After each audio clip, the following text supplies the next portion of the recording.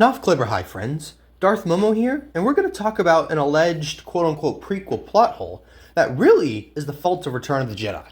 Leia remembering her mother.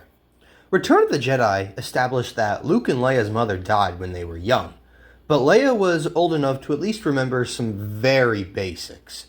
Studies in modern day have established that we have our first memory at some point between ages 2 and 4. So for simplicity's sake, we'll roll with age 2. So for 2 whole years, Padme would have had to have been out of Vader's reach with Leia. Here's why.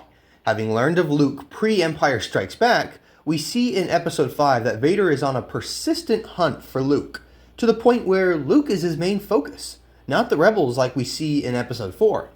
Episode 6 reaffirms Luke is Vader's priority. Obviously, both the Disney EU and the Legends EU has established Vader learned of Luke between Episodes 4 and 5.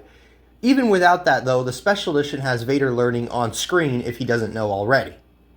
But going back to the year 1983, before the special editions, it's clear, based off of Vader's personality and motivation in all 3 original films, that he only learned of Luke after Episode 4.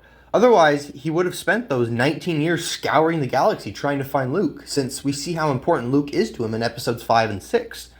So Vader either has to believe his son is dead, or have no knowledge he even had a son. Plus, he doesn't even know he has a daughter until reading Luke's mind in Return of the Jedi, so he clearly has to be out of the picture by the time the kids are born. You could say that maybe Padme goes into hiding before her death, but again, Vader would have known she wasn't dead and would have scoured the galaxy looking for her and the children. Maybe he doesn't find her, but he wouldn't have given up. And maybe Padme fakes her death? Sure, that's possible, but without a body, I don't think he would have fallen for that. And even with a body of some sorts, he would have probably been able to sense with the Force that she wasn't really dead. Plus, she later dies soon after anyways. For funsies, the Episode 6 novel says 6 months after Luke and Leia's birth, but the novel isn't necessarily canon to George, so sticking with the 2 years we established earlier for the benefit of the doubt, Padme would somehow escape Vader just to die anyway. Narratively, that doesn't seem like great storytelling. What would kill her when she's in hiding? Seems anticlimactic. At least for on-screen, it seems simpler just to wrap it up all in the same film instead of dragging it out for a few months or a couple years. The simplest answer to this problem is, again, she dies around the time the twins are born, and they're hidden from Vader before he knows of their existence, which is what happens in Revenge of the Sith. Sure, you could maybe also make an argument that Vader was just intimate with Padme and kind of just left Padme in the dust, but there's some flaws with this argument too. If he's Vader when Luke and Leia are conceived, well, I doubt a Lord of the Sith would be intimate with a woman, and I doubt she would have gotten involved with Vader anyway. A Sith Lord wouldn't love. The only purpose would be to maybe procreate, and if that was the intent, he wouldn't have just left her in the dirt. Plus, he'd be in the suit, and I don't really know how that would work. And if he's Anakin when the kids are conceived, Anakin wouldn't have just abandoned his wife. Obi-Wan establishes that Anakin was a good guy until he becomes Vader. To conclude, all these workarounds I've brought up to are pretty convoluted anyway. The simplest answer, again, is the one we've got. Padme died in childbirth and the kids were hidden. Does it work with Return of the Jedi? Not necessarily. You have to do some mental gymnastics to make it work. But this isn't new for Lucas. The Vader reveal was right for the story, but it didn't line up with A New Hope.